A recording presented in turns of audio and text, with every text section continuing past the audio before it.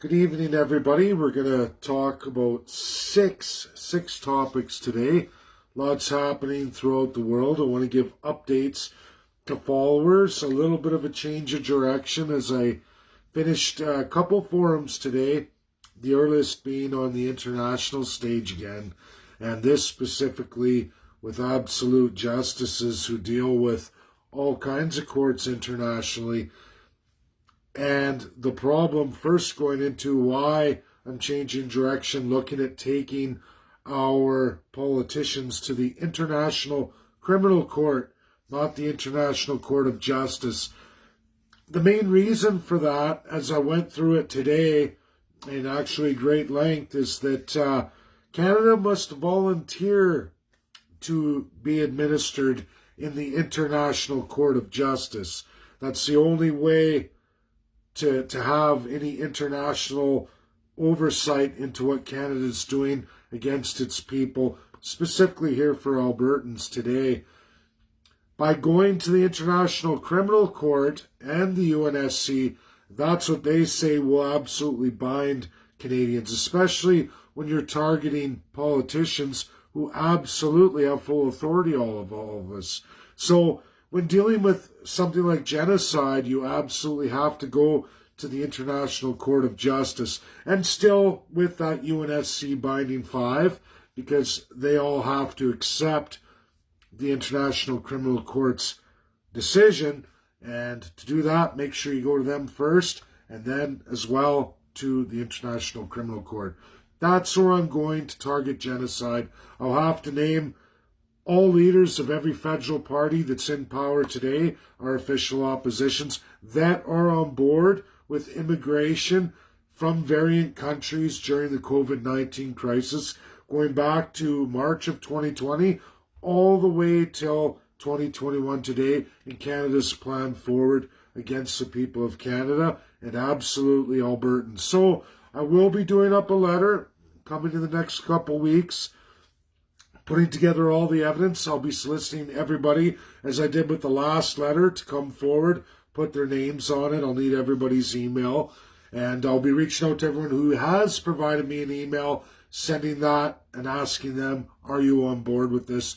Can I count on you to put your email forward? So don't worry, everyone who's emailed me from before, you're going to be absolutely on it. Next thing I want to go into now is Mercedes Stephenson with Global News. I got pounded out on the release of a whole bunch of things going on in Canada here. Not only Governor General, but also of the controversy behind the General right now. And that's just breaking as of about an hour and a half ago.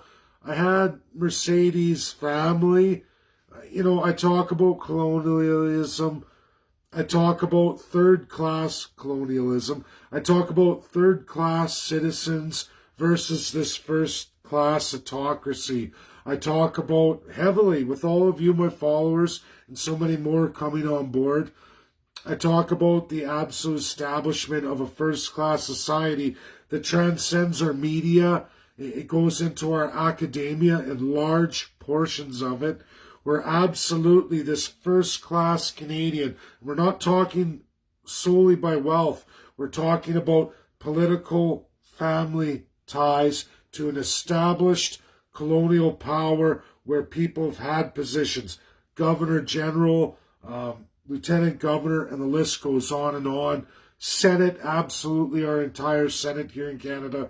A colonial power since 1952, an absolute propagated media for those media companies that wish to be paid from the federal powers of government to absolutely write the stories the government wants written. And that's what they do. It's not about conservative, NDP, or Liberal, because I'll tell you, it is for those party narratives, and the parties play ball with whatever narratives they want to sell on foreign interests. But at the end of the day, Labour from NDP, that doesn't even exist anymore. Liberals of old, they're back to the old established absolute Liberal Party of 1867. Absolutely into all foreign influence, nothing to do with the absolute Canadian citizen. You're all if you're not first class, you're not with us. And that means first class according to 1867, according to a League of Nations system that no longer exists today, absolutely under the belt of former colonial powers, UK, France, Spain, and I could go on into all kinds that are all in this, that's absolutely ruled, as was the Axis powers of World War II, illegal. But yet, Canada embraces it. When I confront it, when I go on Mercedes' feed, and I got on there literally within 22 seconds, she has a tremendous following.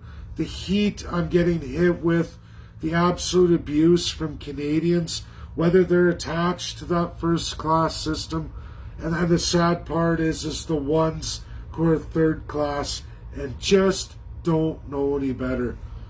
It's awful. It's awful. Condemned as I was last night by Rachel Notley and her NDP. Condemned.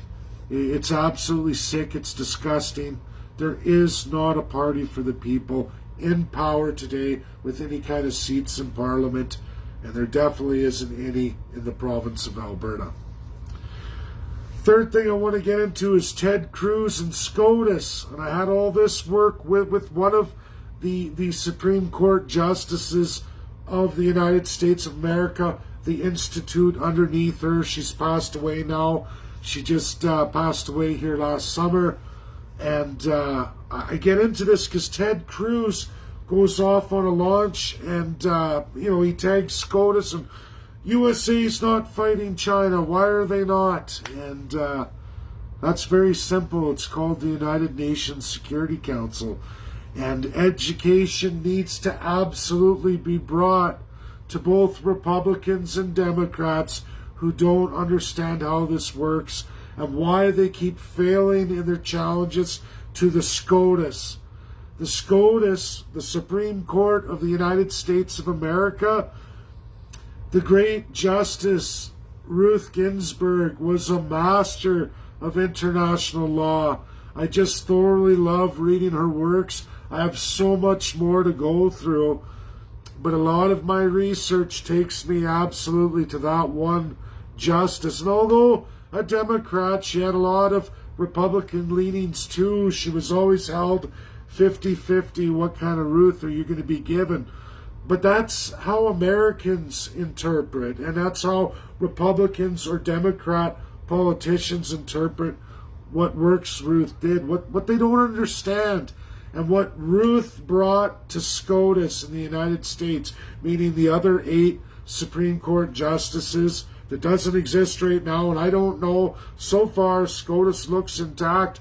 It looks like they understand the international world very, very well. And I want to get this across. It is for Americans, but Canadians understand this too, especially separatists, because it's important. The United States Constitution and amendments done since 1946. There's a few, quite a few, and it goes past the 15, of course. And when you get into those and you find their history, it goes back to international law 1946, the absolute change of America worldwide. And what people have to understand is the USA took over the League of Nations, creating the UN.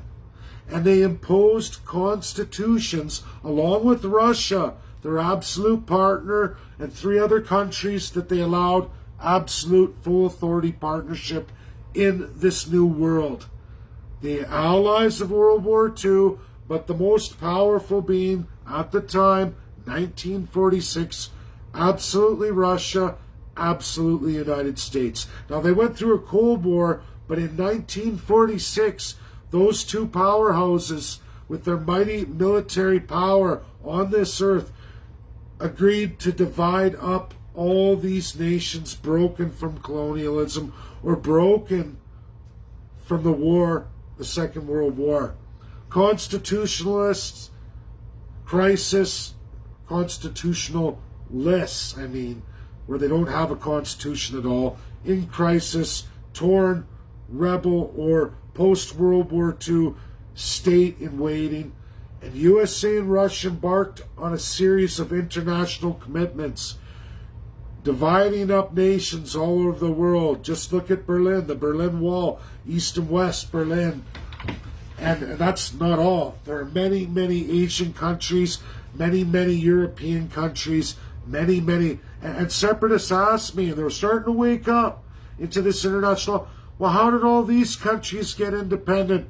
They didn't have any of these weird laws. They didn't have any of these problems. In fact, within 2 years, they had a constitution, a country, and are recognized on the world stage. Going on from literally 1946 all the way through till 2005, the last one done. Well, how did they do it in record time? 2 years' time, because they went through the UNSC. And the United States at home, in their amendments since 1946, there's a big argument right now in American scholars. It's kind of fun that maybe I'm lighting a light bulb today. Maybe they'll take that little light bulb and screw it in the Christmas tree. And the point is this: America has a constitution that keeps changing from 1946 on through amendments. There's some recent ones too. And they're all reflective of absolutely that international power USA took upon this world with their ally partners, the 4 other countries that they went into absolute partnership with. Coming forward, America can't go back into an old America. They never could. They can never go back into a more tyrannical America. It doesn't matter what a Republican politician says or a Democrat politician says, a president of either side elected. There are limits to how far America can go backwards or go into absolute human rights violations.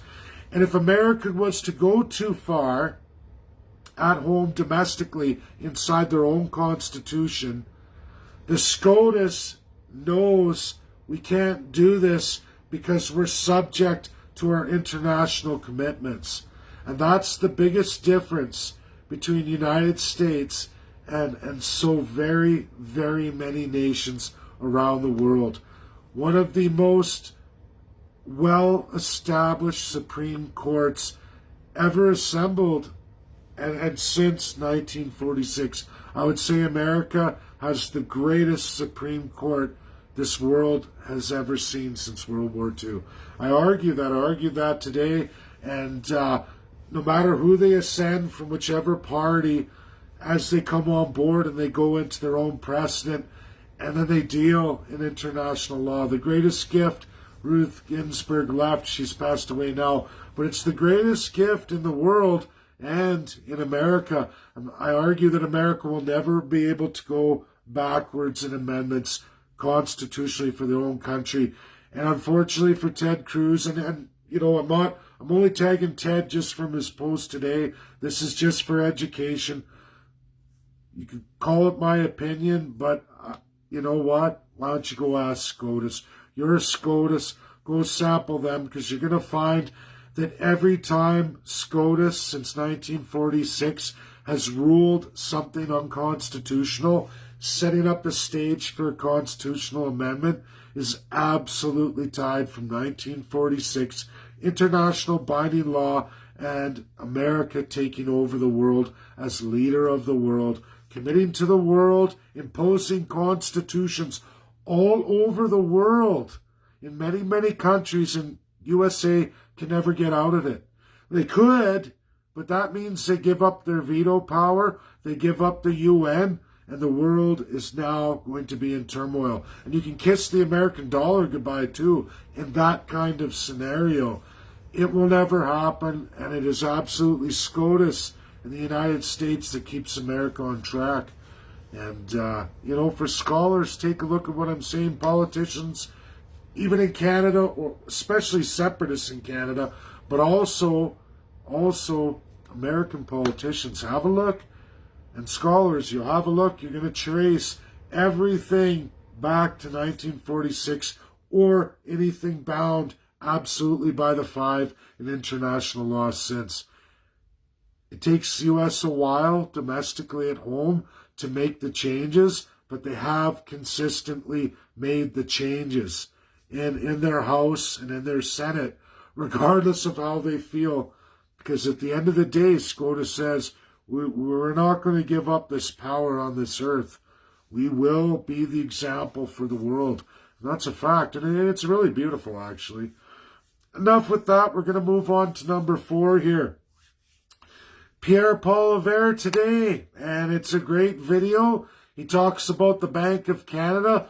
Unbelievably, he gets into bonds, the buyback by the federal government. Unbelievable that he would target this, because Conservatives are guilty of this too. So I don't know how Pierre is going to go forward with CPC2. I'm very proud of his recent video. I am very surprised he highlights the globalist reset side of the great socialist globalist reset. Today, Pierre Poilievre absolutely goes into the globalist side of the reset. Goes into the Bank of Canada, selling bonds out to the world and then buying them back at way less, absolutely wrecking our dollar, which is a way of devaluing our currency, absolutely devaluing the labor of all Canadians right across the board, devaluing all of your purchasing power, meaning your imports are only going to get tremendously more expensive, while your exports yield a very much less return. But yet USMCA blocks us from dealing with America in trade, our largest trading partner. What is the plan? And ultimately, CPC and Liberals are responsible for this. I'm very proud of Pierre Poilievre today. I don't know how his own party's going to react to that. I do know Harper did do one thing and challenge Rocco, the Spanish lawyer that so many of you, I'm happy a lot of my followers have been educated on Rocco, the Spanish foreign influence lawyer who loves to talk about civil rights, however, is the absolute foreign influence who broke our SCOTUS and absolutely gave the federal government the full authority over the Bank of Canada to do exactly what they're doing now. He is also the lawyer responsible for giving terrorists full control over the Canadian system. We have a broken constitution that requires absolute amendment and dismemberment. Americans who may watch this or not, I don't know, but this is the exact same thing you accuse Putin of doing in his amendments to establish the Russian Federation into this kind of system, and just the amendments made from 1993. Well, you know where they come from? They come from Canada. Absolutely the fine example of our Canadian system from 1867, ruled illegal in 1952. However, we have the exact same system that now, in just a few amendments, Putin has established January of 2020. But Canada's been running that since 1952. And America doesn't seem to understand that or even recognize it. Unbelievable how Canada has so many fooled. But not Putin, because Putin is absolutely adopted, saying, wow, that works really well in Canada. Nobody seems to care. I'm going to do it too. And then the USA goes, oh, look. Well, Canada does it too, USA. Your number one trading partner that you're absolutely upset with right now. You've absolutely started looking into USMCA and what is Canada up to. You go look at those amendments to the Russian Federation made January 1st that you're so upset about, and look into where they come from, because look no further than Canada. They absolutely are Canada, have always been Canada, and you seem to think it's okay since 1952. Interesting. Going on to the last and most great thing, they say leave you guys with something super positive. So here's something absolutely positive. The Alberta Advantage Party has been absolutely won back Marilyn Burns has won the party back officially with Elections Alberta today. First time somebody took all the property and the party back. It's great. We had talked all the way through this. Marilyn used a piece for me, and we share with each other. She did something that I couldn't do for my own party after the fact because I just didn't know any better. It's a live and learn process. And Marilyn took some advice. Their party took some advice, and they won their board back. Elections Alberta, after clear review of an internal legal party board, one of those members, they've absolutely recalled all of that party, instructed that rogue board to return everything back to the new board. And that's what's happened. Marilyn won it back after a few months of work here, so she's got it. They have tremendous work getting a new website and contact information, so everybody just hang on. Let's see all that. That'll be up and running. I'm sure it will be. She's going to be touring Alberta here. I've helped with some of the events. I will continue to, but I'm absolutely going to be full support of Marilyn. And Alberta needs a lawyer in charge of this. I truly believe that.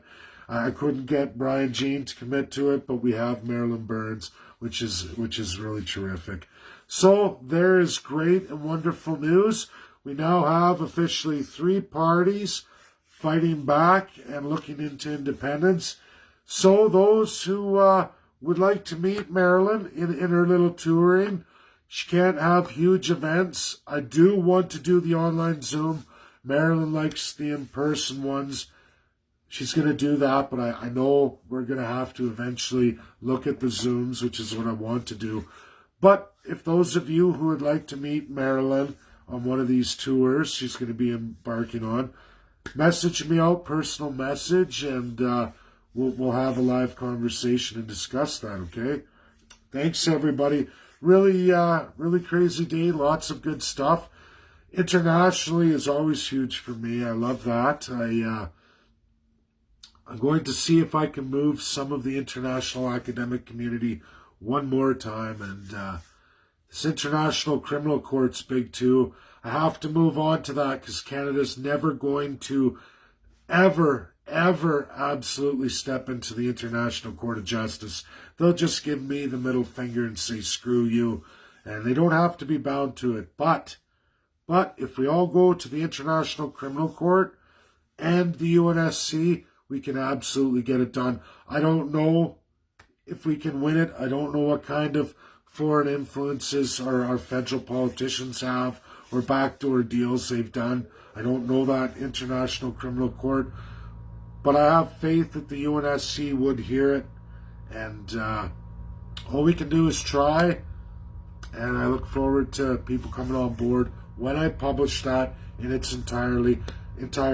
And everybody who's on my email list from before, and I think it's about 500 of you, I will send it all out when I have it completed, as it is with the evidence. Send it all out to you, and it will literally be, it'll be a 4-hour window to respond back to me, or because I don't want it being leaked out at that point. Once I go full public like that, once you do that, you better have it in the works to be going to the International Court of Justice and the UNSC, because I can't give our federal system and our provincial systems time to fight back or create their own narrative. People just have to understand that. It's why I'm not sharing any evidence whatsoever right now. If people can't figure out why I wouldn't do that, it's because it would compromise the case. And why would you do that if you're trying to win? Losers lose by disclosing at the wrong time.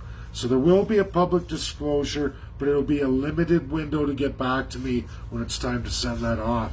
Because I'm not going to let our enemies or these politicians have a chance with their powerful political parties to mount a defense. I want to let it go forward and make sure, in case something did happen to me, I'm not saying anything would happen to me. I doubt that there would, but you never know, especially with police forces and stuff. You don't know who has pull where, and we'll see. I believe I have a right to do what we can do, and we have a right to be heard on the international stage, and a case has to be brought forward. A lot of people are sharing that post I made. A lot of people are really liking that. I hope more share it out, because it is important to go through this stuff. The stats don't lie. The international community doesn't lie in that respect. Statistics are statistics. Canada doesn't lie either. The statistics are the statistics. However, it's what you are doing in the face of all that knowledge that is absolutely what brings us to genocide. Robbing Peter to pay Paul, or saying one thing in one hand and absolutely doing the opposite in the other. That's what we're talking about here. And it should unite all Canadians, definitely all Albertans, I would think. How could you not get on board with this? But we'll see. Thanks for joining me today, everybody. Appreciate it. Thanks for your time, and enjoy the rest of your night. We'll see what tomorrow brings. Bye now.